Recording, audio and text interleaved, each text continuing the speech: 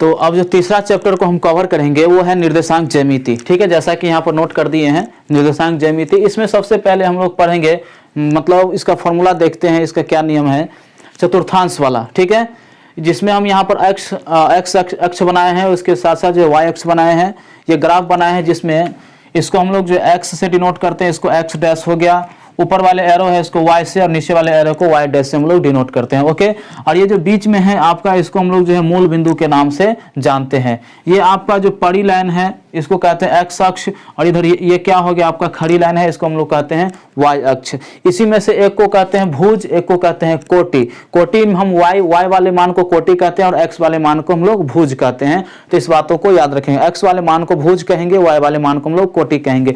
इसमें ये जो हमको बनाने का उद्देश्य है मेरा, इसमें पूछा जाता है कि प्रथम चतुर्थांश है ये द्वितीय चतुर्थांश है, ये तृतीय चतुर्थांश है, और ये चतुर्थ चतुर्थांश है।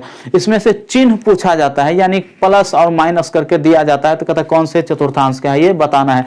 जैसे एग्जांपल में कहेगा 2 - 2 है और 5 है, बताइए कि ये किस चतुर्थांश में आएगा। इस प्रकार से क्वेश्चन पूछा जाता है। तो ये आपका हो गया प्रथम चतुर्थांश। तो इसका मान होता है प्लस और प्लस होगा। पहले हम लोग x का मान लेते हैं, तब y का मान लेंगे, इस बातों को याद रखेंगे। तो यहाँ पर x का मान ये डैश है तो माइनस में हो जाएगा, y का मान हो जाएगा आपका प्लस में। ठीक है, तो प्रथम चतुर्थांश का जो मान हो गया प्लस और प्लस हो गया, द्वितीय चतुर्थांश का मान हो गया माइनस और प्लस हो गया, तृतीय चतुर्थांश का मान हो गया यहाँ पर माइनस और माइनस हो गया, चतुर्थ चतुर्थांश का मान हो जाएगा ये प्लस हो जाएगा, और y का मान हो जाएगा माइनस। तो इस सारे बातों को आप लोग जो है निश्चित रूप से याद रखेंगे। ओके, तो यही है चतुर्थांश बनाने के पीछे हमारा कारण, कि किस चतुर्थांश का कौन सा चिन्ह होता है इसके बारे में बताना है। जैसे यहाँ पर क्वेश्चन दिए हैं -2 और 5 जो है किस चतुर्थांश का है, आपको ये बताना है। तो ये देख लीजिए माइनस, तो माइनस सबसे पहले कहाँ आया है, यहाँ पर द्वितीय चतुर्थांश में, उसका प्लस में 5 है, तो ये प्लस में 5 यहाँ आ जाएगा। कहने का मतलब ये हुआ -2 और +5, ये जो है द्वितीय चतुर्थांश का आंसर है, द्वितीय चतुर्थांश का मान है। आशा करते हैं यह आपको जो है समझ में आया होगा। अब हम चलते हैं इसका जो नेक्स्ट फॉर्मूला सब है, जैसे दूरी सूत्र हो गया, विभाजन सूत्र हो गया, यही केंद्र का निर्देशांक है, इन्हीं सब फॉर्मूला को हम लोग अभी देखेंगे जस्ट। तो अब देखिए हम लोग इसका जो है मेन फॉर्मूला हम अब देख रहे हैं। तो इस फॉर्मूला में हम लोग क्या देखेंगे, तो दूरी सूत्र बराबर देखेंगे सबसे पहले। तो दूरी सूत्र बराबर फॉर्मूला होता है √x1 - x2 का होल स्क्वायर जोड़ y1 - y2 का होल स्क्वायर। उसके बाद दूसरा हो जाएगा मूल बिंदु से अगर दूरी पूछ दे, दूरी निकालना है मूल बिंदु से दूरी, तो इसके लिए शॉर्टकट फॉर्मूला है √x² जोड़ y²। आप लोग एक बार स्क्रीनशॉट ले लीजिए। ठीक है, चलिए अब आते हैं हम लोग विभाजन सूत्र। विभाजन सूत्र में यहाँ पर आते हैं x, तो x के लिए है mx2 + nx1 बटा m + n, और y के लिए जो है वो है my2 + ny1 बटा m + n। आशा करते हैं कि ये सभी जो है आपको समझ में आ गया होगा, आप लोग अच्छा से पढ़े होंगे। रिवीजन जस्ट हम बस रिवीजन ही कर रहे हैं इस चैप्टर का, पूरे मैथमेटिक्स का समझिए। अब एक फॉर्मूला होता है आपको त्रिभुज के केंद्रक का निर्देशांक। तो त्रिभुज के केंद्रक का निर्देशांक अभी हम जस्ट बता रहे हैं आपको।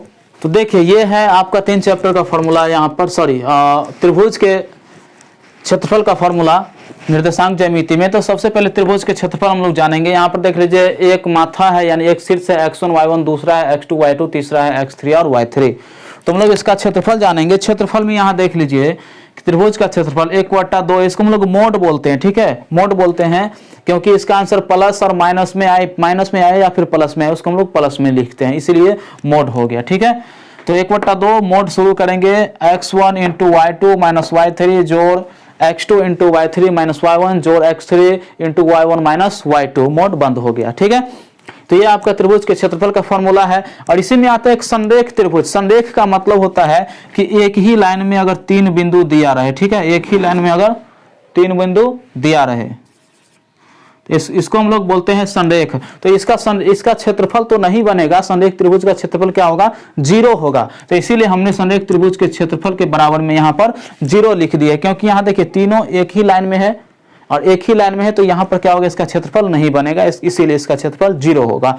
तो यहाँ सीधा लिखें x1 × y2 - y3 जोड़ x2 × y3 - y1 जोड़ x3 × y1 - y2, ये इसका फॉर्मूला हमने लिख दिया है। पूछेगा संरेख त्रिभुज का क्षेत्रफल क्या होता है, तो 0 होता है, सीधा सा याद रखेंगे आप लोग। उसके बाद आते हैं हम लोग यहाँ पर त्रिभुज के केंद्रक का निर्देशांक। त्रिभुज के केंद्रक यानी इस केंद्र का निर्देशांक अगर पूछते तो इसके लिए फॉर्मूला क्या है, तो देखिए इसी को हम लोग केंद्रक बोलते हैं। तीनों शीर्ष दे देगा, आपका जो है केंद्रक का निर्देशांक पूछ देगा, इसका मान पूछ देगा। तो कैसे बनाएंगे, x के लिए है x1 जोड़ x2 जोड़ x3 बट्टा 3। उसके बाद है y के लिए है y1 जोड़ y2 जोड़ y3 बट्टा 3। आप लोग एक बार स्क्रीनशॉट ले लीजिए। आशा करते हैं कि आपको यह निर्देशांक ज्यामिति काफी अच्छा से समझ में आया होगा।